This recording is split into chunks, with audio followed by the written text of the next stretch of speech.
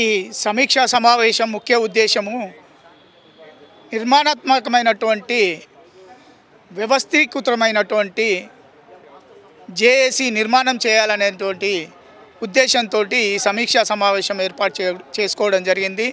అన్ని జిల్లాల నుంచి వెళ్ళి వివిధ దాదాపుగా 50-60 శాఖలుగా ఉన్నటువంటి ప్రభుత్వ శాఖలలో పనిచేస్తున్నటువంటి అవుట్సోర్సింగ్ కార్మికులందరూ జిల్లాల నుంచి వెళ్ళి ప్రతినిధులుగా వచ్చి ఈ సమావేశంలో పాల్గొనడం జరిగింది. ప్రతి జిల్లాకు ఒక జేఏసీ కమిటీ ఏర్పాటు చేసుకొని తద్వారా రాష్ట్ర వ్యాప్తంగా రాష్ట్రానికి కూడా ఒక జేఏసీ ఏర్పాటు చేసుకోవాలనే ఉద్దేశంతో ఈ సమీక్షా సమావేశము ఏర్పాటు చేసుకోవడం జరిగింది. అదేవిధంగా గత ప్రభుత్వంలో తీసుకొచ్చి 5,000 మంది 5,000 పైచీలకు ప్రైవేటు కాంట్రాక్ట్ అవుట్సోర్సింగ్ కార్మికులను పర్మనెంట్ చేయడం జరిగింది. ఆ పర్మనెంట్ చేయడం వల్ల కోర్టుకు వెళితే ఆ కోర్టు కూడా ఇంకా నిర్ణయం కరెక్ట్గా రాలేదు. ఆ జడ్జిమెంట్ రాగానే పూర్తి జడ్జిమెంట్ రాగానే ఒకవేళ 5,000 పైచీలకు పర్మనెంట్ చేసినటువంటి వ్యక్తులను అదే ఉద్యోగాల్లో ఉంచితే మేము ఖచ్చితంగా అవుట్సోర్సింగ్ కార్మికులుగా మేము రాష్ట్ర వ్యాప్తంగా దానికి వ్యతిరేకత తెలుపుతాము. అదేవిధంగా వాళ్లకు కనీస క్వాలిఫికేషన్లు లేని వాళ్ళకు కూడా పర్మనెంట్ చేసుకోవడం జరిగింది. వాళ్ళ బంధువులకు, చుట్టాలకు, వాళ్ళ స్నేహితులకు గత గవర్నమెంట్కు సంబంధించినటువంటి వాళ్ళకే చేయడం జరిగింది. మేమేం అన్యాయం చేశాము? మేము గత గవర్నమెంట్లో మేము ఈ రాష్ట్రంలో ప్రజలం కామా, ఈ భారతదేశ పౌరులం కామా, మాకు వాళ్ళకంటే ఎక్కువ హయ్యర్ ఎడ్యుకేషన్స్ ఉన్నాయి, మా వాళ్ళని కూడా మొత్తం అందరినీ పర్మనెంట్ ఎందుకు చేయలేదు అని చెప్పి ఈ సమీక్షా సమావేశంలో మా వాళ్ళ ఆత్మఘోష వినిపించడం జరిగింది. ఈ గవర్నమెంట్ కూడా గత గవర్నమెంట్ మాదిరిగానే 5 నెలలకు 6 నెలలకు ఒకసారి రెక్కాడితే కానీ డొక్కాడని పరిస్థితుల్లో ఉన్నటువంటి ఈ అవుట్సోర్సింగ్ కార్మికుల యొక్క జీవన విధానాన్ని మెరుగుపడాలంటే ఖచ్చితంగా నెల జీతం ఇవ్వాలి, మినిమం వేజెస్ ఇవ్వాలా, ఈఎస్ఐ పిఎఫ్ ఇవ్వాలా. ఒక్క నెల ఈ పిఎఫ్ కట్టకపోతే ఆ పిఎఫ్లో ఉన్నటువంటి ఈడిఎల్ఐ అనే స్కీము ఏ పిఎఫ్ కంట్రిబ్యూటర్ కార్మికునికి కూడా ఈడిఎల్ఐ వర్తించదు. ఆ ఈడిఎల్ఐ వర్తించాలంటే ఖచ్చితంగా పిఎఫ్ చెల్లించాల్సిందే. అదేవిధంగా ఈఎస్ఐ కూడా చెల్లించాల్సిందే. ఈఎస్ఐ పిఎఫ్ కార్మికుల యొక్క జీవనానికి ఒక వెన్నెముక లాంటిది అది. ఆ ఈఎస్ఐలో ఉన్న ప్రతి కార్మికుడు 40 లక్షల వైద్యం ఫ్రీగా ఉంటుంది. అదేవిధంగా పిఎఫ్లో రేపు రిటైర్మెంట్ అయిన తర్వాత పెన్షన్ కూడా 3,000 నుంచి వెళ్ళి 5,000 రూపాయల పెన్షన్ వస్తుంది. ఇవన్నీ మీరు సమీక్షించకుండా జీతాలు కూడా నెల ఇవ్వకుండా జీతాలు నెల ఇస్తేనే పిఎఫ్ ఈఎస్ఐ కంట్రిబ్యూషన్ కాంట్రాక్టర్ కడతారు.